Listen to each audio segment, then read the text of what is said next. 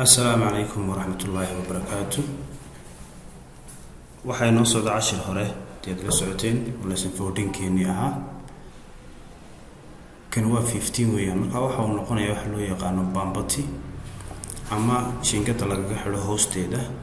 oo hadda jiingada ahaan noqday maadaama groupin aha aynu ka furanaa inta waxaynu ka dhiganaa jiingada ka hooseeya bambatiga baynu ka dhiganaa marka waxa sameynaysaa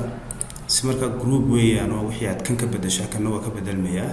si marka aad u kala furto inaad laba jeer aad ku dhufato deeto marka laba jeer ku jiido waxa tagaysaa halkan waxaanu ka dhiganaynaa color caadi ah marka color caadi ah inta badan akhtar oo kala laga dhigaa maadaama loox yahay kalarada la marinayo qofka bay ku xiran tahay marka ahaan waa kaas la yiraahdaa bambati guriga oo dhan in lagu soo wareejiyo la rabo meel walba ay jiingad biyo ka soo shubayso waxa la rabaa in isaga lagu xiro bambatigaas ayaa lagu xirayaa oo lagu soo wareejinayaa guriga oo dhan dhammaantii booka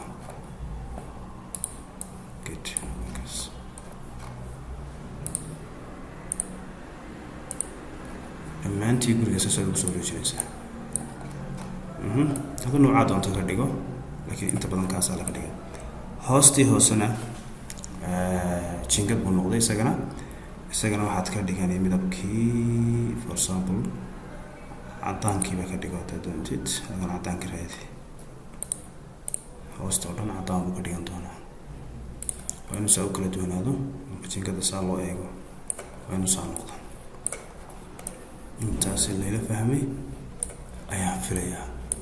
jiingada marka haddii aynu waqti fiican siino jiingada iyada waa bedeli kartaa oo waxaad bedeli kartaa maadaama editor hadda aad ku dhex jirto halkan hadaad furto oo doolato roofing waa noocyo badan yahaan ku yidhi maalinta degdeg baan ku dul maray cashirkii ka horreeyey markaa waad bedeli kartaa oo hadda maadaama kala furfuran yahay mid walba goonidiisa inaad ugu jiido ayuu noqonayaa gurigoo dhan aad saa ku soo wareejiso oo ay noocaa doonto ayaad ka dhigan kartaa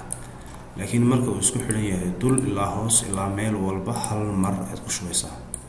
haddii laakiin laba jeer aad ku soo dhufato micnaheedu waxa weeye labadaa jeer aad ku dhufatay inuu kala furmay kala furinkaas markaa wuxuu keenayaa inaad dhinac walba aad ugu shubto goonideeda waa kaas marka ay noocaa doonto ayaad ugu waxaynaysaa okay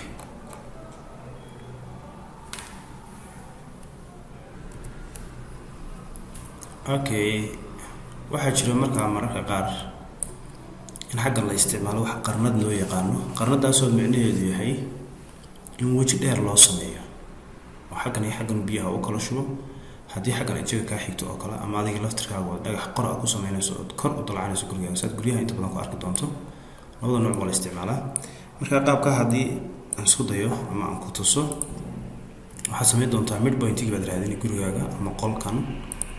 deetana intaad kor iskaga taagato ilaa meelahaasi ayaad ka soo qaadanaysaa kaas deetana saas aad soo soconaysaa waa in line green ku noqdo ama akhtar ha u taqaano intaa markaad samayso intan dheerigaad iska masixi marka hadda waxaad haysataa jiingadaasi linkeedii dheerigii baad haysataa waa ka halkaa ilaa halkaasaad ku soo xidhay ma aragtaa linekaasi halkaa ilaa halkaas ayaad ku soo xidhay markaad halkaa ku soo xidho markaa waxaad sameynaysaa line-kan aad soo qaadanaysaa ilaa halkan aad keenaysaa kanna waad qaadanaysaa ilaa halkan aad keenaysaa deetana waxaa kugu soo xidhmay gidaarkaagii markuu gidaarka kugu soo xidhmo markaasi kan waad iska baabiinaysaa kanna waad iska baabiinaysaa kan dhexana waad iska baabiinaysaa oo wuxuu ahaa midpointiga inaad hesho gidaarkaaga ayaa doonaysa kani markaa isagu jiingad kuu noqon maayo gidaarkan taaggiisu noqonaya marka isaga kan akhtarkaana meesha waad ka baabiin doontaa oo dee jiingadii halkaasay noqonayso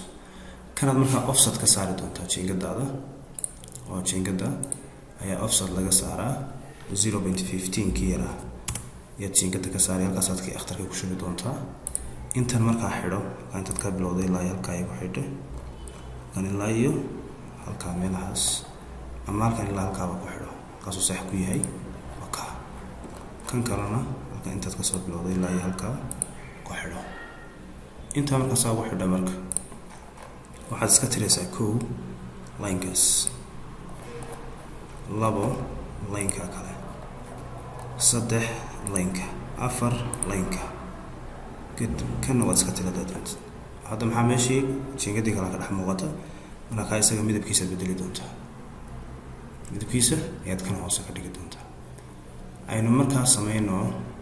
inaan jiingadii intan ka baabi'ino, laynka greenkii ayaan halkan ku dhex shubaya. waa i diiday, qalinkii markaad ku dhafato akhtarkaa ku jiid, waa inuu kaasi green noqdo ama akhtar.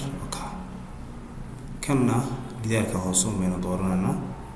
intaad ku jiido qalinkaasi gidaarka hoose big ku dhufo, kadibna gidaarkaagu noocaas u ahaa buu yidhi ku shub, kadibna meel bannaan soo istaag. gidaarkeeni waa kaa markaa gurigeenii saasuu noqday. marka qaabkanna waad u isticmaali kartaa, qaabkii kale ayaan kuu sheegayna waad u isticmaali kartaa. oo hadda idinku baan tusayay laynkaasaa laga reebaa marka hore, oo imika waxoogaa yar ayuu soo dhaafay haddii aad halkaa eegto gidaarkayga. marka waa 20 senti oon markii hore ugu talagelin, waa inuu gidaarka ay halkaasi sinaadaan, waa inuu halkaas soo dhaafo lama rabo. laakiin isagana haddaad jiingada qarnada u baahato, lacalla tana cashari kale soo sameynin, kan waad ku samaysan kartaa haddii ilaahay idmo. intaas markaa ku gabagabaynayaa. wasalaamu calaykum waraxmatullaahi wabarakaatu.